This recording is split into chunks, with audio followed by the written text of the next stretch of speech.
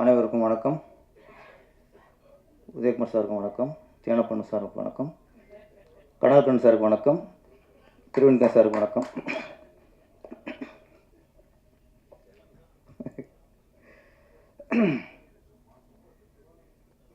இந்த விழாவில் தொகுப்பாளராக நட்புக்காக தொகுத்து வழங்கி கொண்டிருக்கும் செந்தமிழன் சார் அவர்களுக்கு, இயக்குனர் செந்தமிழன் சார் அவர்களுக்கு வணக்கம். இது நட்பின் பிரதிபலிப்பு, ரஞ்சித் சாரோட நட்பு. இதில் பாடலாசிரியர் எல்லா பாடலும் அவர் தான் இருக்கார், அதுக்கு என்னோடய வாழ்த்துக்கள். இப்போ நாங்களாம் இப்போ எங்கள் படத்தில் நாங்கள் பாட்டு அளிப்போம், எங்கள் படத்தில் நாங்கள் பாட்டு அளிக்கிறதுலாம் பெரிய விஷயம் இல்லை, அது எங்களுக்கு நாங்களே கொடுத்துக்கிற வாய்ப்பு. இன்னொருத்த படத்தில் பாடலாசிரியர் வாய்ப்பு கொடுத்தா தான் அவர் முழு பாடலாசிரியர். நாங்கள் ஆசைக்கு அளிக்கிறது தானே. இது ரஞ்சித் சார் உங்கள் மேலே உள்ள நம்பிக்கையில் உங்களுக்கு அந்த வாய்ப்பை கொடுத்துருக்குறாரு. அதனால் நீங்கள் ஒரு முழு பாடலாசிரியராக வெற்றி அடைஞ்சிருக்கீங்க. அந்த ஃபஸ்ட்டு அந்த அப்பா சாங் சென்டிமெண்ட் ரொம்ப, அது ஒரு சினிமா பாட்டு மாதிரி இல்லை. அதில் என்ன அதில் புதுமைனா, ரொம்ப ஒரு அழுத்தம் கொடுத்து இல்லாமல் சாதாரணமாக ஒரு வில்லேஜில் ஒரு பாட்டு மாதிரி தெரிஞ்ச தவிர ஒரு திரைப்பட பாடலுக்கான இலக்கணத்தை மீறி அழகாக ஒரு பாசத்தின் பதிவு. இசையமைப்பாளருக்கு வாழ்த்துக்கள். அப்புறம் அந்த டியூட் சாங், அதுவும் வரிகள்லாம் சிறப்பாக இருந்துச்சு. அந்த ரஞ்சித் சார் என்ட்ரி கொடுத்தோன்னே அவர் அறிமுகம் போது எப்படி இருந்தாரோ அப்படியே இருக்கார். ஆமாம், ஒரு ஃபேஸ் பளிச்சுன்னு அதே ஒரு மலர்ச்சி, அதே ஒரு புத்துணர்ச்சி. அந்த சிரிச்சம்போம் இவர்கிட்ட பிடிச்சது நடிகரில் கேஆர்ஜா, நடிகரில் ரஞ்சித் சார். அவர் ஒரு புன்னகை மன்னன். எங்கே பார்த்தாலும் சரி, எங்கே எப்போ பார்த்தாலும் அதில் ஒரு சோர்வு இருக்காது, எப்போவுமே ஒரு கவலை இருக்காது. அந்த தங்க சொன்னல அது ஒரு ஆம்பளை ஸ்னேகா, ஆம்பளை கேஆர் விஜயா, நீங்கள் என்ன வேணால் வச்சுக்கலாம். ஓகே, ஆமாம், ஆம்பளை நயன்தாரா கூட வச்சுக்கோங்க. இப்போ என்ன இப்போ சொல்கிறீங்க, திருசாக வச்சுக்கோங்க. இப்போ என்ன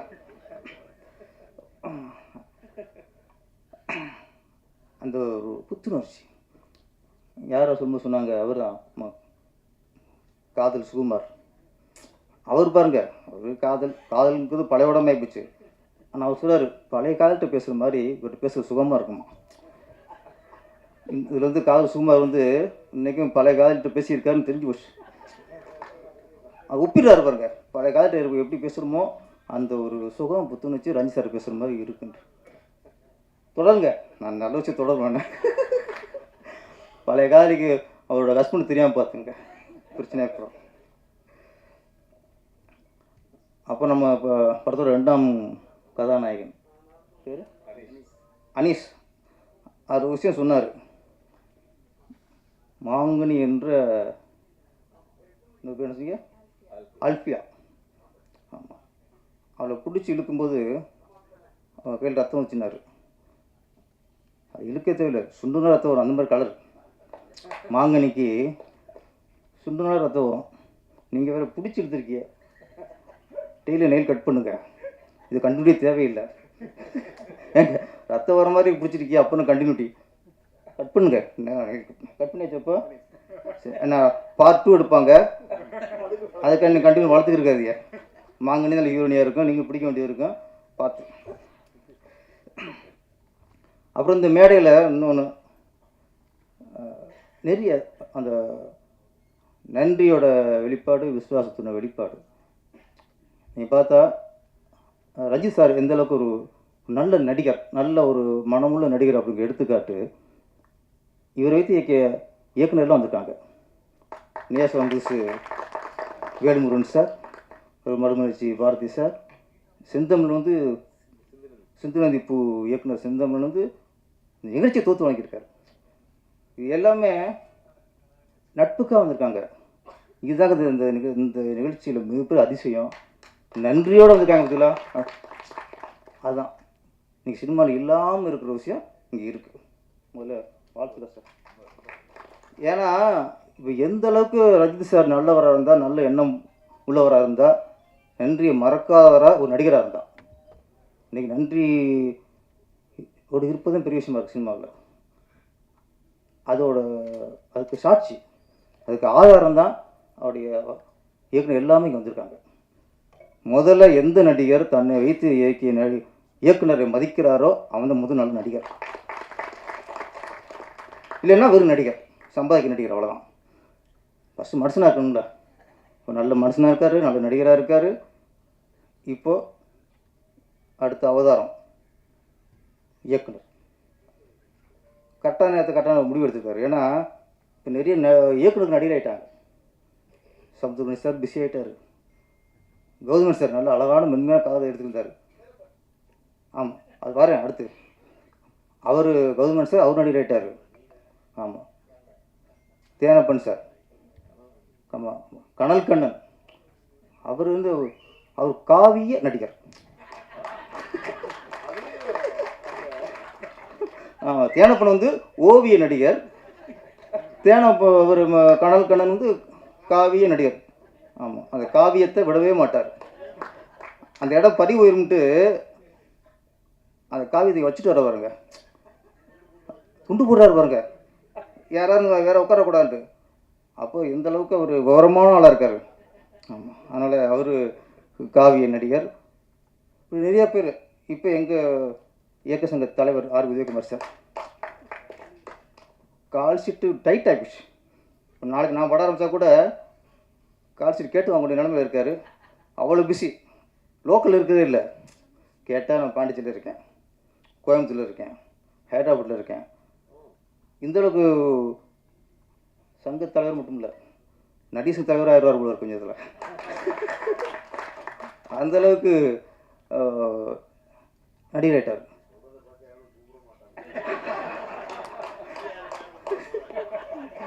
சார் பிஸியாக இருந்தால் தான் அவருக்கு மார்க்கெட் இருக்குன்னு அர்த்தம்.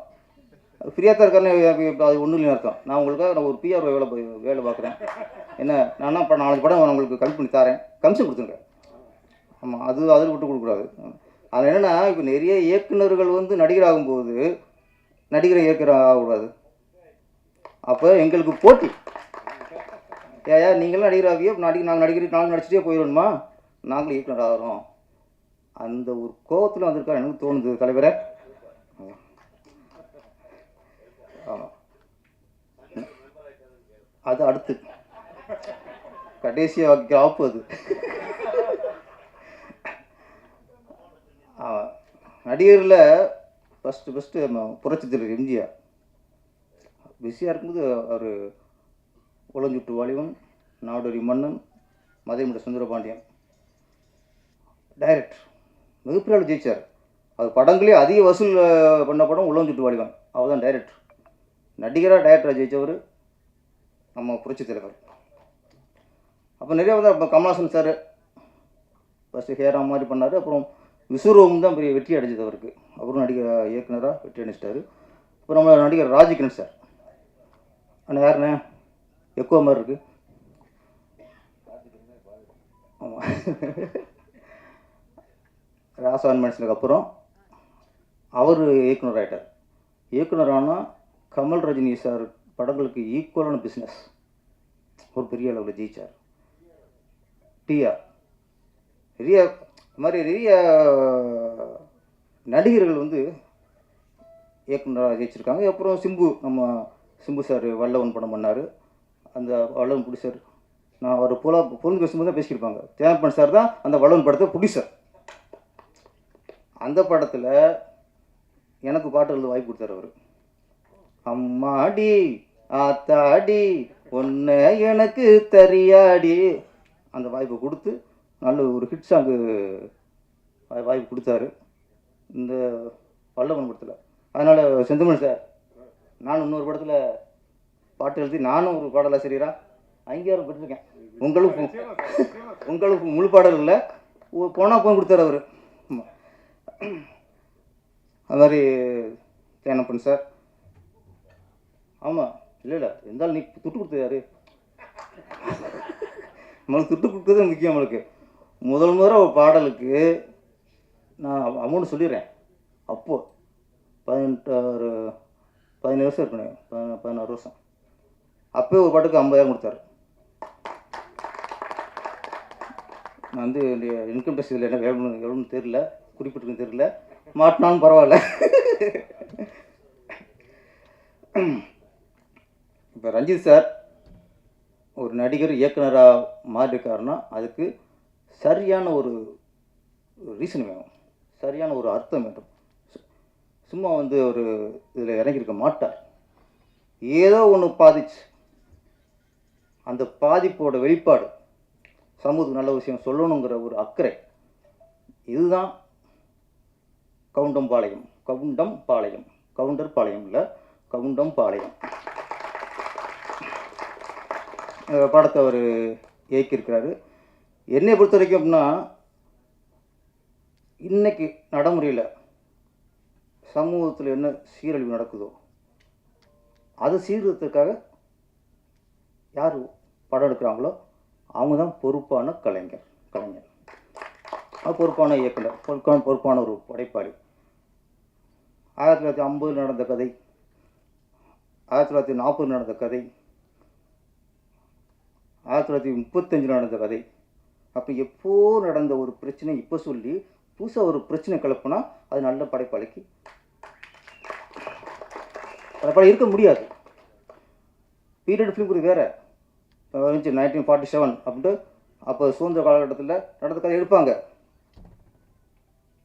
வீரண்டி கட்டபொம்மன் எப்போ நடந்த கதை தான். கப்பலோட்டி தமிழன் எடுத்தாங்க, அது எப்போ 1940, 30 நடந்த கதை தான். இதுதான் எப்போ நடந்த கதையை வரலாறை மக்களுக்கு சொல்கிறது தான் பீரியட் ஃபிலிமாக இருக்க முடியும். இப்போ இது ஒன்று சொன்னால், இப்போ புது பிரச்சனை கிளம்பும்னா அது சொல்லக்கூடாது. அந்த பிரச்சனை வராமல் பார்த்துக்கணும். அவன் தான் நல்ல கலைஞன், அந்த நல்ல படைப்பாளி. எல்லாம் அணைஞ்சு போச்சு, கொஞ்சம் நெருப்பு இருக்குது. அப்புறம் என்ன, ஒரு நல்ல மனுஷன் என்ன பண்ணுவான்? அது தண்ணி ஊற்றுவான். கெட்ட நல்ல ஒன்றுவான், மண்ணெண்ணெய் ஊற்றுவான், பெட்ரோல் ஊற்றுவான். நீ பெட்ரோல் ஊற்றுறியா தண்ணியை ஊற்றுறியாங்கிறதான் பிரச்சனை. இவர் தண்ணி ஊற்றுறார் சார். ரஞ்சித் இது பற்றிட்டு எரியக்கூடாதுங்கிறக்காக தண்ணியை ஊற்றுறார். இதில் வந்து நம்ம வந்து ஒரு என்னை பொறுத்தவரைக்கும் இந்த மேடையும் சரி இந்த படமும் சரி ஒரு ஜாதிக்குள்ளே அடங்கிடக்கூடாது. இது இந்த இளைய தலைமுறை இப்போ உள்ள தலைமுறைக்கான படம். இது எதுக்கு ஒரு ஜாதி விஷயத்தில் அது தருதலை. இது தலைமுறைக்கான படம். நம்ம வீட்டு பொண்ணுங்களை ஒருத்தன் சீரழிச்சான்னா என்ன கோபம் வரும். அந்த கோபம் வரும் அந்த படத்தை பார்த்து. இது என்ன செய்தியா? இது என்ன இது எங்கேயோ நடந்த சொல்லியிருக்காரு. நம்ம வீட்டில் நடந்த என்ன கொதிப்பு வரும், நம்மளுக்கு எவ்வளோ வேகம் வரும். நம்மளோட பொண்ணு ஒருத்தன் நான் ஏமாற்றி பணத்துக்காக ஏமாற்றி சீரழிச்சானா கோபம் வராதா? அந்த கோபம் வரணும் சார் படத்தை பார்த்து. இவர் கதையை சொல்லியிருக்காரு, கேட்டுட்டு பொழுது கதையை சொல்லிக்கிட்டு கேட்டு போகிறதுக்கு அவருக்குள்ள ஒரு வேகம் சிலருக்கு இப்போ தெரியலாம். அது என்னடா இங்கே இந்த ஜாதியா அந்த ஜாதியா, எந்த ஜாதி சார்? இது மனித ஜாதி சார், மனித ஜாதி. இது மனித ஜாதிக்கான படம். இது யாரோ சொல்லு பார்ப்போம். ஒரு பணக்கார பொண்ணை ஒருத்தன் ஏமாற்றி ட்ராமா பண்ணி சீரழிக்கிறான், சரியா சரியில்லையா சொல்லுங்க பார்ப்போம். நாடகம் சொன்னால் எதுக்கு ஜாதி குத்துறிய? முதல்ல கோபம் வருது.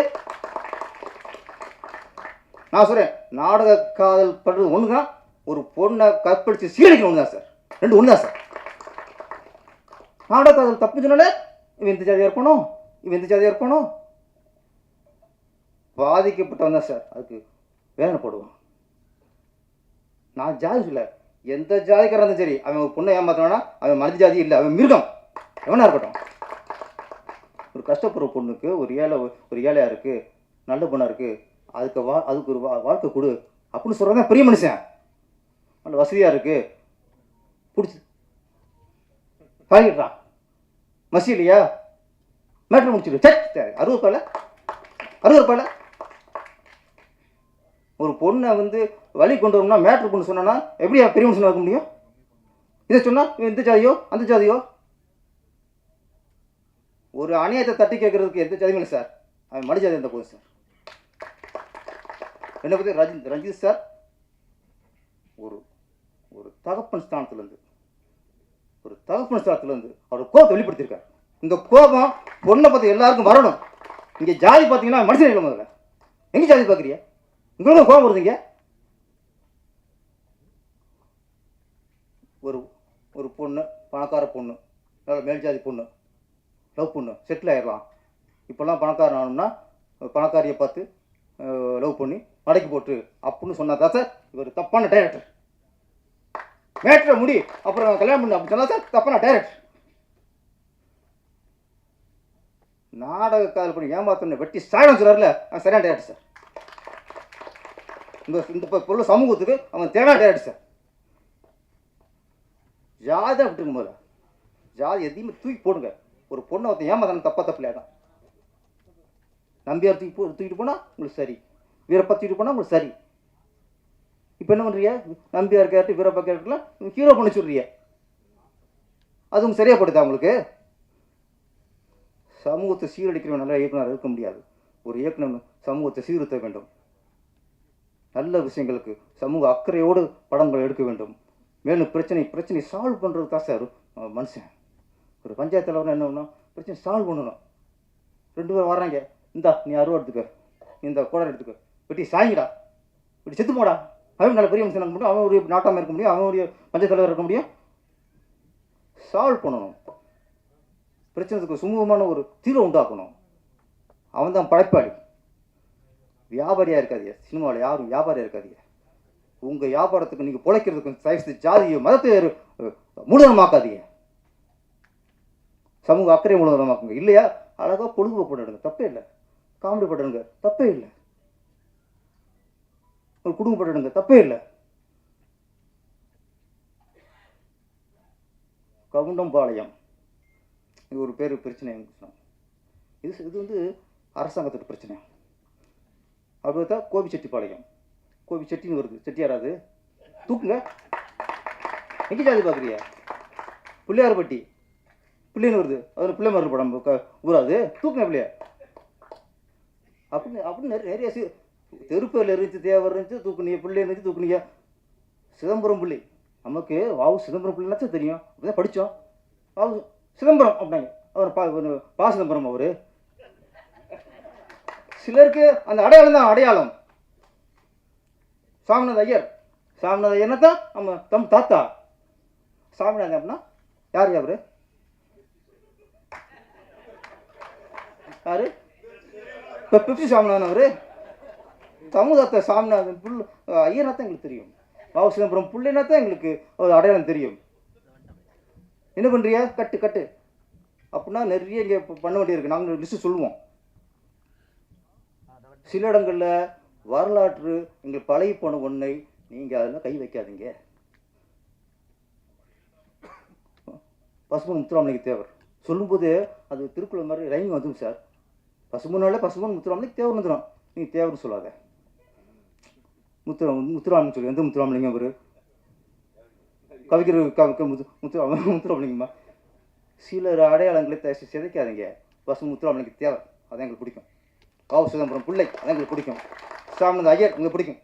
உங்களுக்கு தான் ஐயர் ஜாதி, உங்களுக்கு தான் தேவர் ஜாதி, உங்களுக்கு தான் பிள்ளை ஜாதி. எங்களுக்கெல்லாம் வரலாற்று பதிவு அது. மாத்தாதீங்க. பாடபுத்தில் அடிச்சுட்டா போதுமா? நீங்கள் ஜாதி அழிக்கணும்னா ஜாதி சான்றதில் தூக்கி குப்பையில் விடுங்க. அது பண்ணுங்க. படிக்க வர பிள்ளைகிட்டலாம் என்ன ஜாதி, உங்கள் அப்பா என்ன ஜாதி எழுது. ஆனால் பாடப்புத்தகத்தில் பசும முத்துராமலிங்க தேவர் கூடாது. முத்துராமலிங்கம், வாவு சிதம்பரம். படிக்கிற பாடத்தில் நாங்கள் வந்து ஐயரை கட் பண்ணணும், தேவரை கட் பண்ணணும், புள்ளியை கட் பண்ணணும், கவுண்டரை கட் பண்ணணும். ஆனால் ஃபஸ்ட்டு சேரும்போதே நீ கவுண்டரா, தேவரா, ஐயரா? என்ன எவ்வளோ முரண்பாடு இது? யாரை ஏமாத்துறீங்க? படிக்கிற பிள்ளை ஜாதி கேட்க சம்பளம் பொதுவாக்குங்க. என்னைக்கு பள்ளிக்கூடத்தை ஜாதி சான்று இல்லாமல் இருக்கோ அன்னைத்தான் ஜாதி ஒழியும். நீ அதை தூக்கி போட்டு அப்புறம் தேவரை தூக்கு, பிள்ளைய தூக்கு, அஜயரை தூக்கு. யார்கிட்ட ஏமாத்துறீங்க? அதான் சொல் கவுண்டம்பாளையம், இந்த நிறைய ஊர் இருக்குது, செட்டியில் சேர்த்துருக்கு, பிள்ளை நிறைய ஊராக இருக்குது. அது கலைக்கணும், அப்புறம் கலைச்சிக்கலாம். இப்போ இந்த படம் என்னை பொறுத்த வரைக்கும் நான் ட்ரெயிலர் பார்த்தேன். விவசாயம் புனிதமான வார்த்தை. விவசாயங்கிறது மாதிரி அதை விட எந்த தொழிலும் இல்லை சார். தொழிலே ரொம்ப புனிதமானது விவசாயம். அந்த டைலாக் கூட அது விவசாயிகளை தூக்கிக்கலாம் என்ன தோணுச்சு. விவசாயம் பண்ணுற வயிற்று விவசாயம் பண்ணுங்கிறது அவுத்து விவசாயம் பண்ணுறது, அது விவசாயங்கிற வார்த்தையை தப்பு எனக்கு வரைக்கும். அது வார்த்தை வரக்கூடாது. என்ன அது நம்ம இவ்வளோ பேசுகிறோம்ல, கொஞ்சம் குறை சொல்லிடணும். நான் விவசாயங்கிறது நம்மளோட உயிர் சார், நம்மளுடைய மூலதனம் சார். அது ஒப்பிடக்கூடாது. இருந்தாலும் வில்லங்கிறதுனால அது விவசாயம் பண்ணு அப்படிங்கும்போது அது விவசாயம் வர முடியாது. அது விஷத்தை விதைக்கிறது. விவசாயத்தை விவசாயத்தை விதைக்கிறது. இந்த படம் ஒரு உண்மையிலேயே நடிகர் ரஞ்சித் சார் அவர்கள் இன்னைக்கு இயக்குனர் ரஞ்சித்தா மாறி இருக்காரு. சும்மா ஏதோ ஜாலியாக படம் எடுக்காமல் நல்ல விஷயத்த சொல்லியிருக்கிறாரு. இந்த படம் மிகப்பெரிய வெற்றி அடைஞ்சு சமூக விழிப்புணர்வு உண்டாக்கணும். குறிப்பாக பொண்ணை பெற்றவங்க பூரா அந்த படத்தை பார்க்கணும். பொண்ணு எந்த அளவுக்கு ஏமாறுவாங்க, எப்படி சிகிழிஞ்சு போகிறாங்க, எந்த வழியெல்லாம் இருக்குங்கிறத அவங்களுக்கு இந்த படம் சொல்லுன்னு நான் நினைக்கிறேன். அதனால் இது காதல் படம் இருந்தால் காதல் எல்லாம் பார்க்கலாம். இது நாடக காதலை பற்றி படம். அதனால் முக்கியமாக பெற்றவங்க தான் பார்க்கணும், மற்றவங்களும் பார்க்கணும். எல்லாரும் பார்த்து இந்த படத்தை வெற்றி அடைய வைப்போம். நன்றி, வணக்கம்.